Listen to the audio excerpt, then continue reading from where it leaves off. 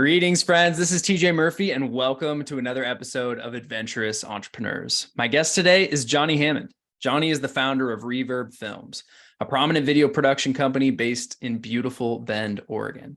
With an unwavering dedication to providing powerful and effective video marketing solutions, Reverb's expertise lies in crafting branded video content that carries purpose and meaning.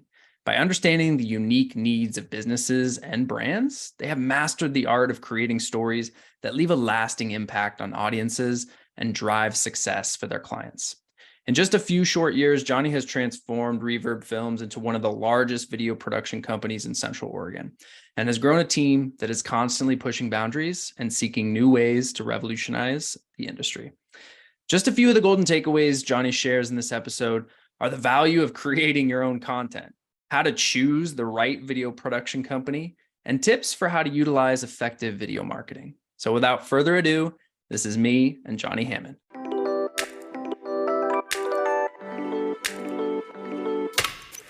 Welcome to the Adventurous Entrepreneurs Podcast. I'm your host, TJ Murphy. Since quitting my corporate 9-to-5 and starting a business while backpacking through Asia back in early 2017, I've had the privilege of learning from some incredibly adventurous entrepreneurs. Through these conversations and my own journey, I've learned that much like in life, entrepreneurship is an adventure. On this podcast, I explore the journeys of top-performing leaders in their fields. These wide-ranging conversations include tactical business advice, how I built this insights, lessons in leadership, life hacks, travel stories, favorite hobbies, and insights into living a purposeful and joy-filled life. Adventures await us, so let's dive in. Hey, Johnny, welcome to Adventurous Entrepreneurs, man. Thank you. Great to be here. I'm excited to get into it.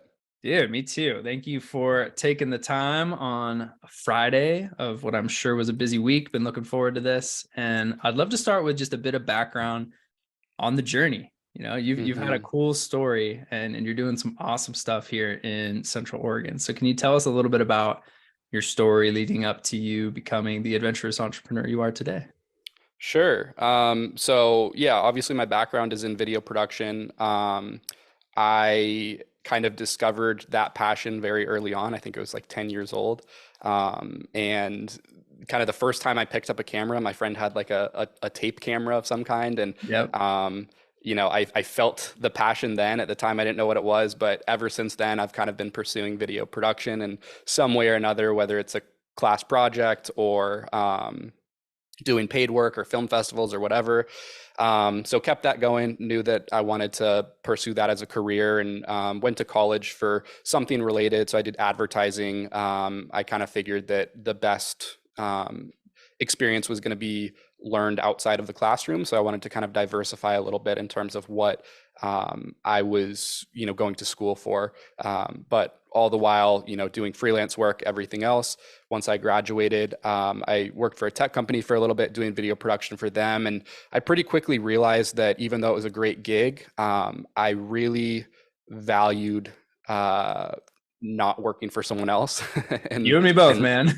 Yeah. And really being my own boss. So yeah, pretty quickly, I kind of realized I wanted to do my own thing. I semi grew up in Bend, and that's where my parents lived, and had some friends here. So kind of decided that Bend was going to be the spot to come back to, just because I knew it and it was a great place to live. So moved back here and spent a little bit of time, kind of building the brand, building the website, social media for what's now Reverb Films. And been a journey ever since then. So it's been about 4.5 years now. Started right at the beginning of 2019. So obviously, dealt with COVID and everything else. But yeah, here we are, still kicking. Still kicking, man. Not just kicking. You've seen some pretty amazing growth in a short period of time. And I think one of the hardest things pretty much every new business faces, every business owner faces, is attracting, finding, and ultimately landing their first clients. I'm curious, like what was your experience like in the beginning, and what ultimately worked that got you those first few big sales? Yeah, so being a creative, naturally, I wanted to avoid anything business related, especially in college. I had a lot of friends in business school, and I just wanted nothing to do with what they were doing. And starting a company, obviously, you have to learn the business side. So I was kind of quickly forced into learning the business, sales, marketing side of it. But it took a while. When I first started Reverb and I had the website built and the social media and all of the cool work, I thought naively that that was going to be enough to bring clients and attract Well, clients. turn it on. Here they come. Yep, like Yeah. open the floodgates, but quickly realized that that wasn't the case. Nothing was coming in, no emails, no contact, and so I kind of realized like, all right, I need to try other things now. And so that's when I started to dive a little bit deeper into the strategy side and the business side and sales and everything else. In the beginning, it was a lot of cold outreach and networking and just kind of trying to build the foundations of relationships. Yeah. I think an important thing to understand, especially when you're dealing with B2B like us, is that it is a lot of long-term relationship development, not very much, it's hard for something to happen quickly. It's hard for a business to make a large financial decision and commitment to us. And so that first year just really spent a lot of time nurturing those relationships and trying to provide value in different ways that I could. But those first few were really just a lot of cold outreach, and finally some people took notice and kind of saw the vision of what I wanted to do with Reverb and came on board. And so kind of that's how it really started with our clients. Yeah, man. I was literally just having a conversation with someone the other day in the B2B space who's relatively new in her role. I think only 2 months or so, but she is just an expert networker. Like she does everything Mm-hmm. right. And she asked me like, what advice do you have? Like I'm doing all of this networking, but like I haven't been getting any referrals. And I'm like, well, how long have you really been doing this? It's like, well, it's just about to be like 2 months. I was like, okay, just Mm-hmm. wait. Like I know it sucks that you're not seeing it come back in yet, but time is the biggest factor here. People just need to see you showing up in this authentic, engaged, impactful way enough times to where you're everywhere and you're the go-to person that they think of when that potential referral comes around. So Yeah. And makes trust too. total sense. Trust is Trust. is Yeah. super important with B2B, and when you're working with different high level directors or C-suite or whatever, so much of it is just based on relationships and who they know, and who they trust to kind of refer to their network. So that takes time. You can't build trust with someone shortly. So in a Yeah. short amount of time. Typically it doesn't happen over one coffee. So No, not usually. all right, man. Let's bring things forward to what you're focused on today. Can you give us a little sense of like the types of clients you've been working with over the past couple of years and what really has your focus right now over at your business? Yeah. So, on the Reverb film side, and maybe I can get into the rental side Yeah, eventually, talk about but both, please. the Reverb film side is, we do commercial production basically, and so that means a variety of different things. But the majority of what we do is work with typically medium-sized businesses to provide ongoing video content for them and really high quality strategy-based content at that. And so we work on a lot of different industries, and that's something on my end that is strategic. One of the things when I was working for the company before I started Reverb is I was getting burnt out by doing the same type of work over and over again for kind of the same type of industry. And so when I started Reverb, I knew that I wanted to diversify the types of clients that we were working with, the types of industries that we were working in, because I really like that variety. So, we're working in healthcare, we're working in real estate, home building, different commercial spaces. We're working with e-commerce and DTC brands. So really a wide variety of clients, and that makes it exciting for us because we can kind of use the same like best practices, but try different things with different types of companies and industries and everything else.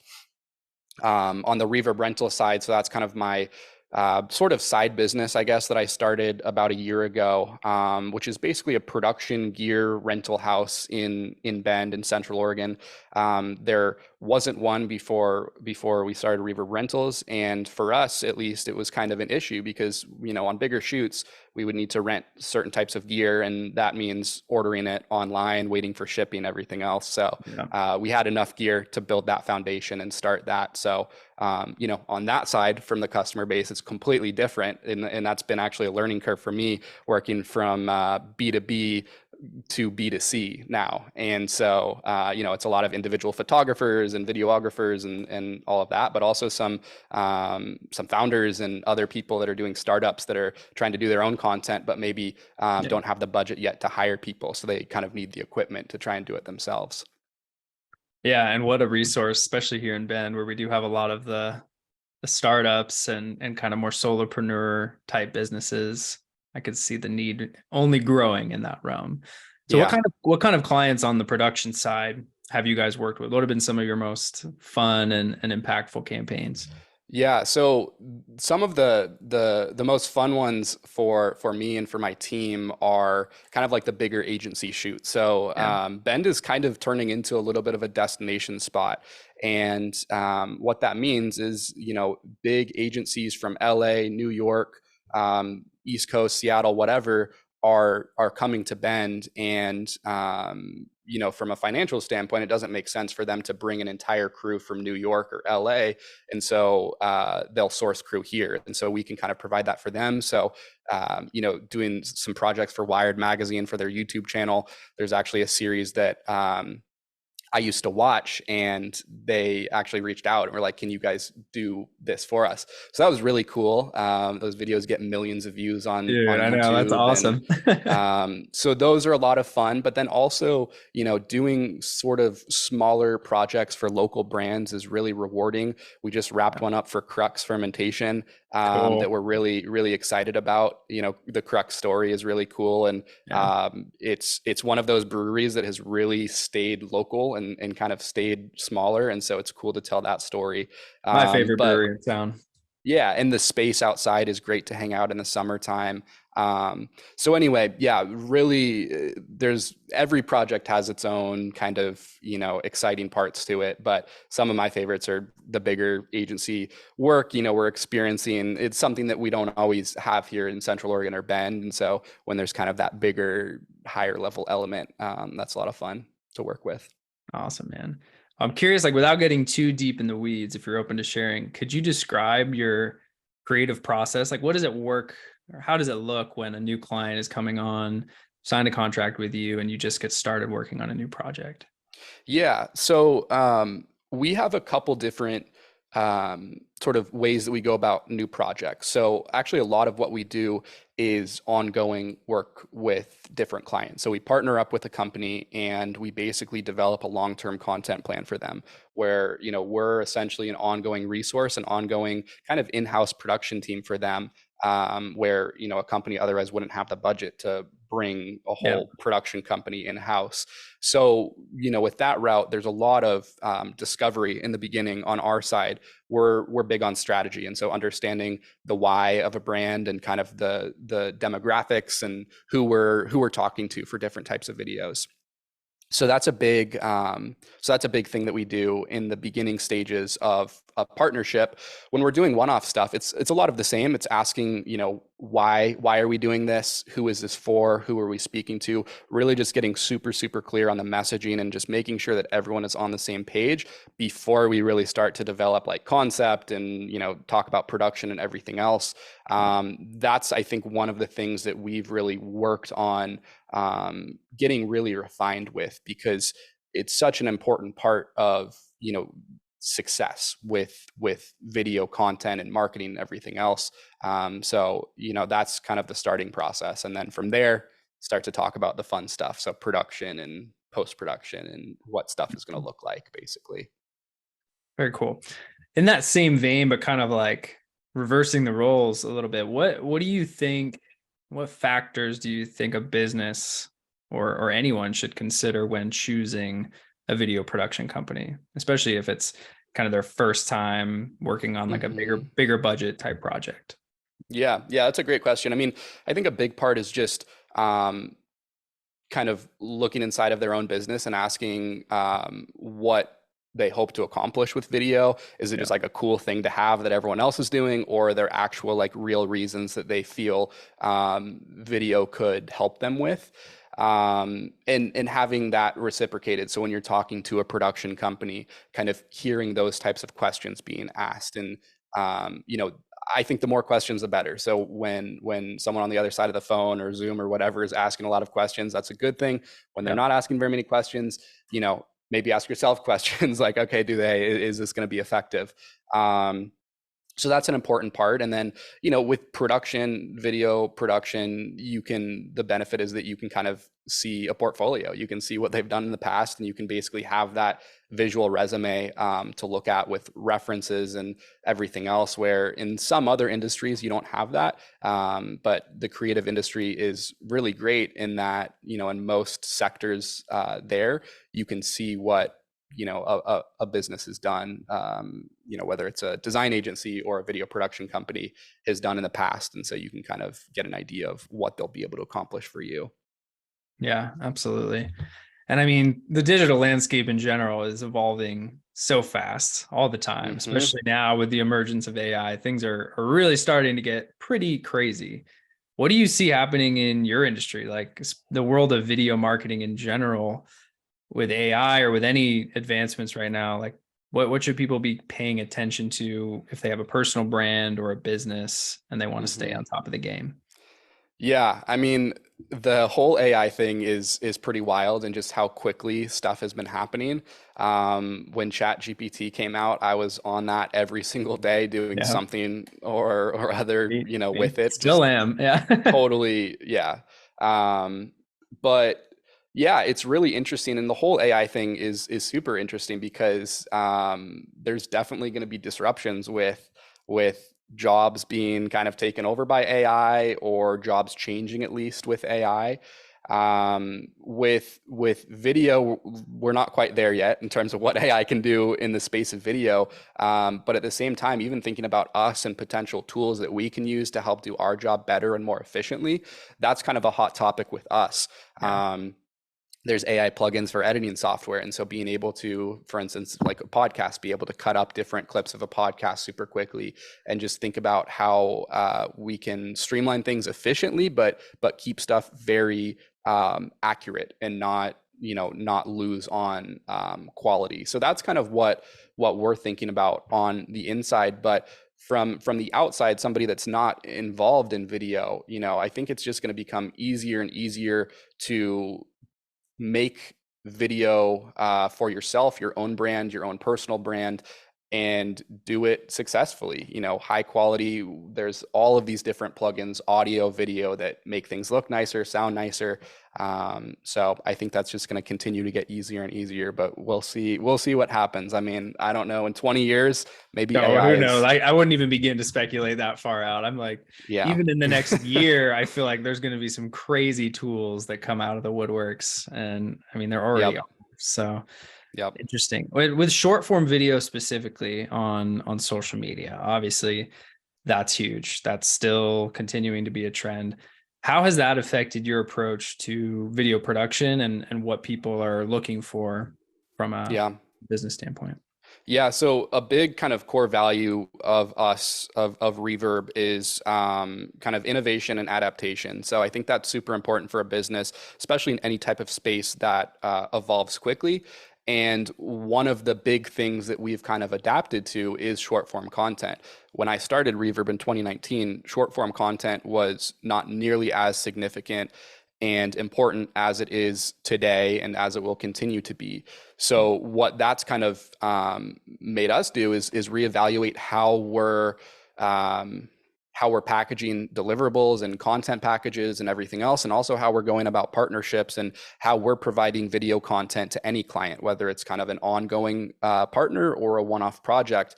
Thinking about ways that we can maximize the video that they're getting, and kind of the results that they're hopefully going to get from the video content. And, you know, short form content is a very, very important part of that. So really just doing short form content, whether it's sort of optimizing longer form content that we've done, or doing tailored social content that is strictly vertical content that's going to go on IG Reels, TikTok, Facebook Shorts, YouTube Shorts. So it's really forced us to have a big emphasis with all of our clients on short form content, because that's what works, and we want to see our clients' videos succeed. So yeah. What I love about what you guys are doing too is you're not just a video production company. You're really helping people to integrate video into their business objectives, their overall marketing goals. So can you describe that a little bit? Like when you're working with your clients, how do you currently integrate video into their overall marketing strategy? And what are specific objectives that you help those businesses achieve with their new video? yeah. Yeah, so it depends on who we're working with. We work with a lot of marketing departments, marketing directors, which is great because they understand the lingo and what's needed and everything else. But at the end of the day, I look at everything that we do from a problem-solving standpoint, and the videos that we provide are solving problems in one way or for another, in one way or another for a business. And it's basically just a matter of asking them and maybe asking ourselves what problems are they encountering, and why are they talking to us, and what problems can we solve with video content. So whether that's getting more sales, getting more leads in, getting more conversions, or maybe it's just they need more awareness, they need more people to know about their organization. Or maybe it's telling stories of customers that have really been helped by their product or service, and kind of telling those in a powerful, impactful way that's going to resonate with a lot of other people and maybe convert them into making the decision to work with them. So fundamentally what it comes down to is problem solving, and that's one of the big questions that we ask is what problems are we solving? Absolutely. And I think, like you said, storytelling is such a crucial piece in all of that and everything that you do. Do you guys have any like storytelling frameworks or methodologies that you use to actually be able to craft compelling video that converts and gets Yeah. people's attention? Yeah, so it's different for every situation. We definitely have sort of guidelines that we stick within, and our team is great. We have a producer, Maria Hunt, who basically does a lot of the pre-production and kind of pre-interviews to kind of figure out where the story is if we're doing a story-based video or series. And so digging deep before we move into production so that there's no surprises and we kind of know what direction to take it. But yeah, a lot of it comes in pre-production and kind of figuring out what the end goal is and sort of what our starting point is, and then figuring out the path that we need to take with the interviews or story-based content to get us successfully to that end point, in a way that is going to tell a story and going to resonate with people, hopefully in an emotional way, if that's the goal. Yeah, I love it. I mean, it's far more consultative and collaborative than a lot of other kind of just show up and shoot type production companies that I've had experiences with in the past. So I love what you guys are doing. Yeah. When it comes to production, I mean, there's such a range in cost. Like, I mean, there's super high end, there's small teams that kind of do it more as a freelance type gig. What do you see successful businesses spending on video production? Like what budget allocation should business owners be thinking about when planning their overall marketing Yeah. budgets? In your opinion, obviously lots of room for debate there, but Sure. Yeah, I mean, fundamentally, marketing budgets are very different from business to business, and it comes down to what a business's priorities are. Some businesses will really prioritize marketing spending and budget and set aside a lot more and be willing to invest a lot more into marketing. Other businesses are, maybe a lot more conservative with their marketing, or maybe they have other ways of getting business that are working for them, and so they don't feel like they need to heavily invest into marketing. So it can really depend business to business, and it also depends on the type of content that we're talking about. So a lot of production companies will offer kind of like a one-off project and a one-off video. So, whether it's a brand story video or maybe a couple of testimonial videos. For us, we certainly do that. But like I said earlier, our big focus is to see our clients succeed. And what we've found is to see success with video marketing, it takes consistent effort and consistent content being put out long term. It's a long term investment, just like SEO, for instance, where you're not going to see overnight results from SEO. It's kind of you're planting the seed and you see that continue to grow and grow over time. That's how video is. And so obviously investing long term into video is going to be a larger investment over time. But the way that we're able to present it to our clients is it's much more cost effective from a month to month basis, from a cash flow perspective. They're able to forecast those costs much better and have that ongoing resource that again they wouldn't otherwise have. Or alternatively, spending much less month to month than they would be spending on a large project. Yeah. Video can range from several $100s to several $1,000,000, depending on what you're talking about, and if it's for a Super Bowl ad or if it's just someone fresh out of high school that is, shooting some content for a local small business. For us, we're kind of budget range. We're kind of in the middle, certainly not on the lower side, but there are more expensive options above us. And so for me, it's really trying to figure out how can we provide the most value to our clients and to potential future clients, and how can we kind of be that cost-effective alternative to maybe higher cost one-off production, but then still have success for us because we do have that consistent cash flow and retainers and all of that. Yeah, I appreciate that you mentioned just the consistency aspect of needing ongoing video, keeping it fresh, because I see so many brands that they invest in video 1 year, they get one video made, or maybe it gets cut up into longer form version, short form version, reels, stories, all that stuff. But then that's it. That's all they have. And they don't plan to continue that process. So they've got one video that they use for years and years and years. And now everybody's seen that video. And maybe it had a little bit of impact early on, but it doesn't continue to still have that good shelf life, that long-term value that I think a lot of people think it will. So having a team that's there thinking, being creative in your corner to work on a consistent flow of high quality, engaging video, I mean, that to me, for any business, is a must in this day and age in the landscape. If you're not doing that, your best competitors are probably going to be doing that. And they're the ones that are going to be getting those eyeballs on their stuff. Absolutely. Spot on. So, dude, from our initial conversation, which I loved, by the way, it was just clear to me that you are the type of person who is focused, you invest in your personal and professional growth. And I'm curious if you have any habits, tools, people that you look to, or just resources in general that have helped you level up your mindset and your skill sets in business and in your personal life as well. Yeah, absolutely. I mean, I think first off, it's super, super important as a business owner to take care of yourself, your mental, physical health, everything, because no one else is going to. It's a tough, no one else is going to, and it's a tough thing to do. There's a lot of great times with owning a business and running businesses and kind of being your own boss, but at the same time, there's a lot of hard times too. And so taking care of yourself, I actually just started reading again this year. So that was one of my goals for the beginning of this year, was to get back into reading books, which I've basically been against my whole adult life, other than reading news articles, haven't really read. So you and me both.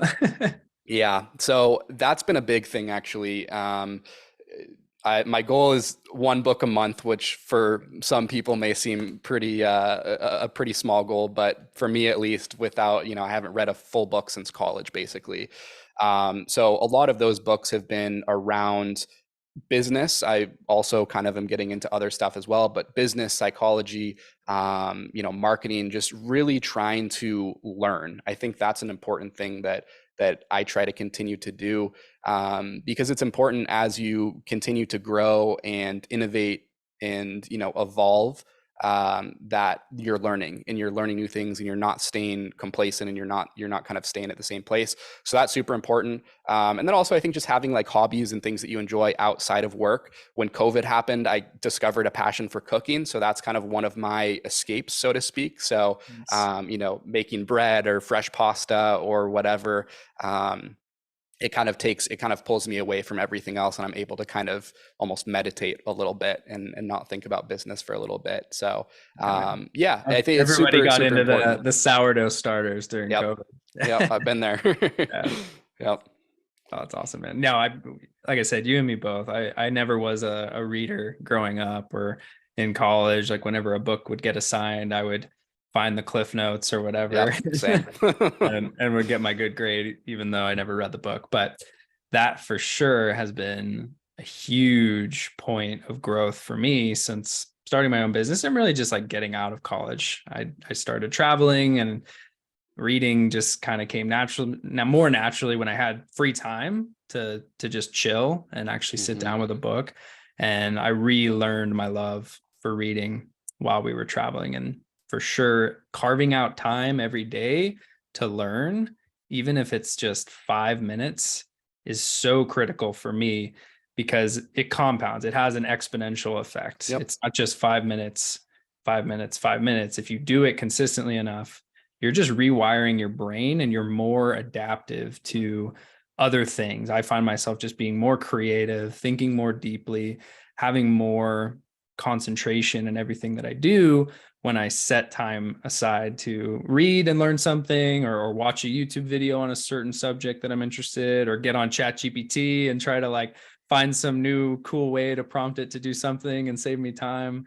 I think that's super important. So absolutely. And like you mentioned, YouTube too is such a powerful resource where learn you really YouTube. can learn anything. I mean, Yeah. when I was talking about first year with Reverb and learning the business side, I spent a lot of time on YouTube just watching videos, you know, learning from, I think Gary Vee was one of the early ones with that I started watching, and some others as well. But yeah, YouTube is a great free resource.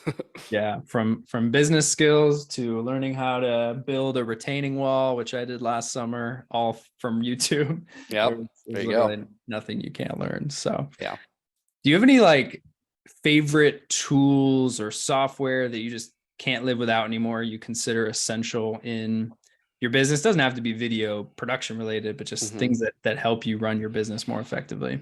Yeah, I'm really big on software and systems and stuff that makes our jobs easier, and especially as a team.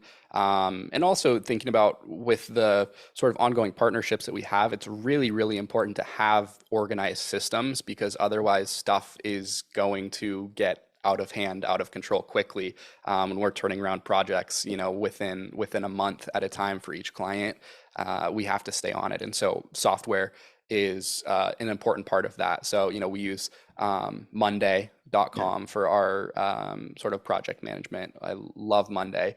And then, you know, Slack, can't live without Slack to communicate with our team and also with our clients. The Slack Connect feature is great, where you can kind of go outside of your own organization and have sort of like, you know, like a more professional group chat is how I describe it. And then, yeah, I mean, like my notes app on my iPhone is probably my most used app.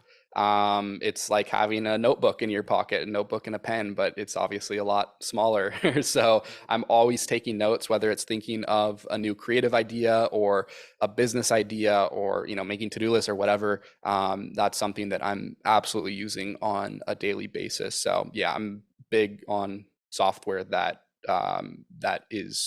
works. You know, there's some software that's maybe a little bit that I've used in the past that doesn't really end up solving the problems that I need it to. But once you kind of find those things that do that, you know, hold on to it.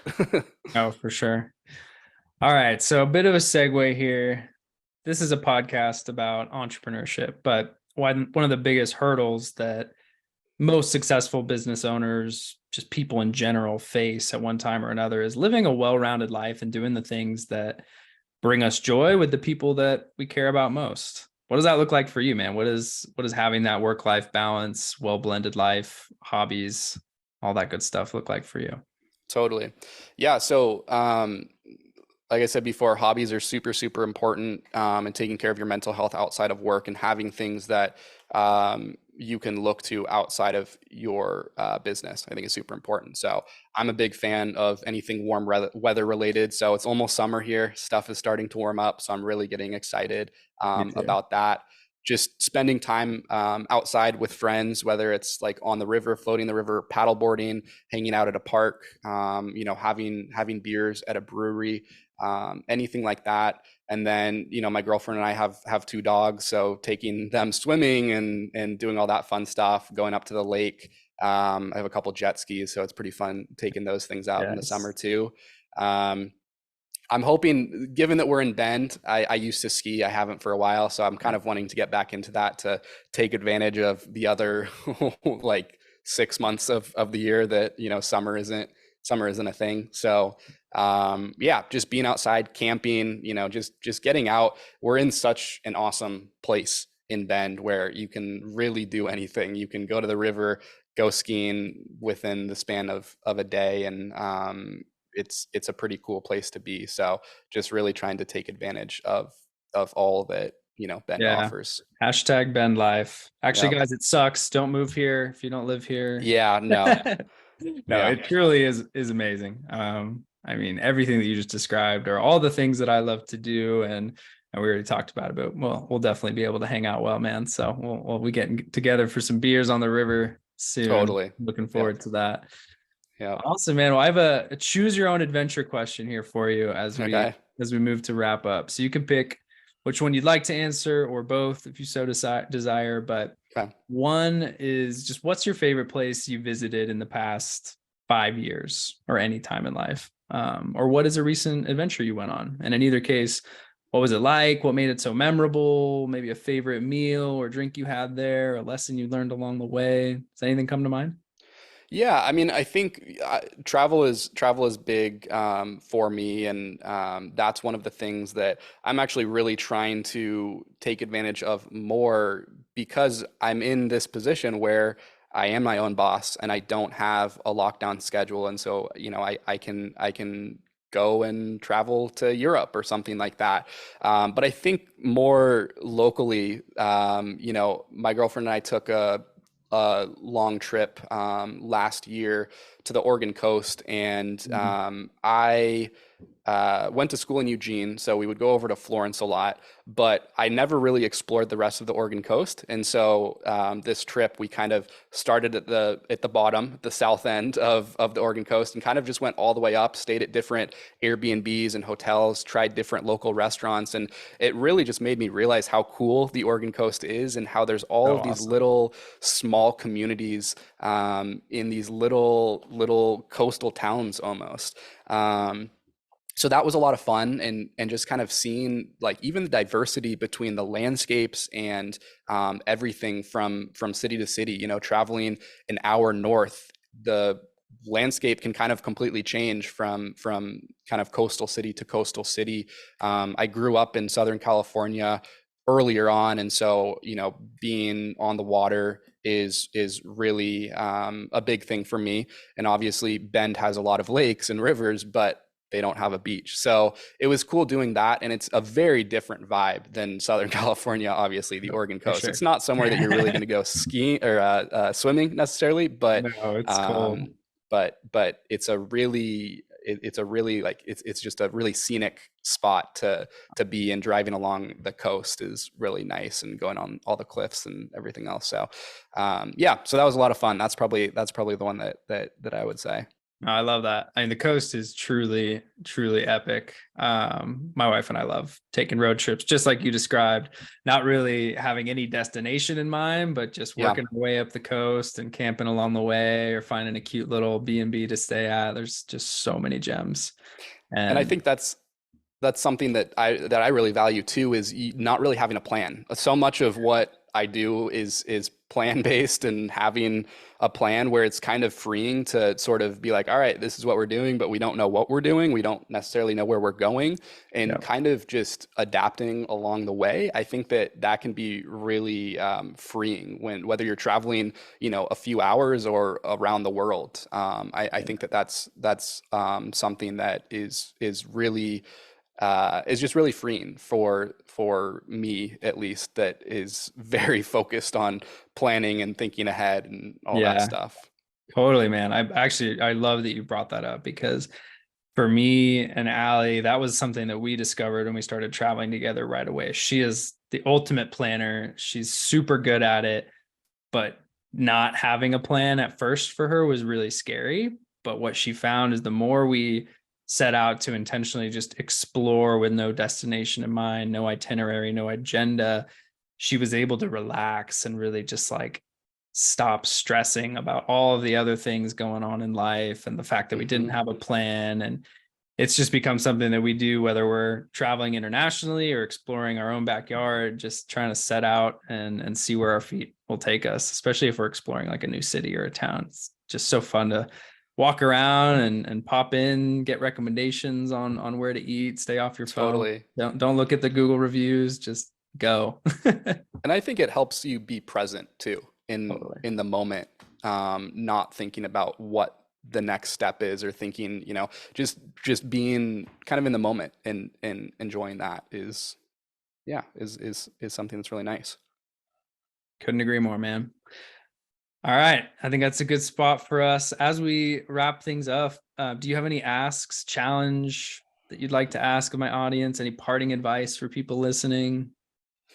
Anything you'd Yeah, like to say? so I think something that I really talk about, but doing development on personal brand, I think is something that's really important. I Yeah. started a YouTube channel, TikTok, and kind of doing it as somewhat of market research for our clients, being able to tell them what works, what doesn't work, and sort of do things based on real experience. But at the same time, in doing that, it's really made me realize the value of creating your own content and documenting your own life. I think a lot of people don't start because they think that no one is going to care about what they have to say or what they're doing in life. Um, but everybody has a story, and I think a big thing is just being able to tell your own story, and people are going to want to listen, and people Yeah. do care, because maybe something that you're going through, or something that you can teach, it's something that resonates with them, or it's a learning moment for them. So I would encourage your audience to just start doing your own content. All you need is what's in your pocket, your cell phone. Start making content, start documenting something. Whether you put it out to the internet or not, that's up to you, but at least do it for yourself, something that you can look back on in the future and kind of see where you were and where you are now. Yeah. I couldn't agree more with that, man. For me, that was definitely what I used to feel. I was like, oh, well, nobody cares what I'm doing. And I also just didn't love social media and being on it all the time, even though that was my business. I tried to like really limit anything on my personal stuff. But it wasn't until Yeah. I started creating content and putting myself out there and being vulnerable and talking about life and the good, the bad, the ugly, that I really started to see the impact that I was having have a much greater reach. And I mean, for me, that's just become something that I love. It fuels me when somebody responds positively. And, even if I can just help one person with one tip or one inspiring thing that I share, that's all I need. That's That's all that enough. matters. It's Yep. enough. That's all So that matters. So yeah, create content, create your great own content. content. It's important. It's only going to be Yeah. more important in the years ahead. So Yes, it will. Johnny, man, I appreciate your time so much. Where can people find and support you online, website, socials, things like that? Yeah, so Reverb Films on everything. So Instagram, website, uh, YouTube, all that stuff. Reverb Films is kind of, that's where we're documenting most of the stuff. And then I have my personal brand stuff, which is just Johnny Hammond. So TikTok, YouTube, all that stuff. But yeah, and then Reverb Rentals too for gear rentals. So I'm big on picking the names and having the names be available for all of the social, so there's no Yeah. complications or difficulties. So it's pretty simple. Awesome, man. Well, we'll put that in the show notes for everyone listening, and Great. looking forward to grabbing a beer with you here soon, man. We'll have to get out and have some fun in the sun. Likewise. It was great talking to you. Thanks for having me on. Yeah. Thanks for joining me, man. Cool. Take care. To all of our Adventurous listeners, thank you for tuning in to today's episode. Please be sure to subscribe, download, and share this on social media or with someone you know will get some value from it. Leaving a review goes a long way in helping people find the show, and I personally appreciate reading them when they come in. So please go drop one if you have the time. We'll see you all next week, and remember, whether we're talking about business or the things that bring us joy outside of work, life is meant for exploring. So go out there and live it one adventure at a time.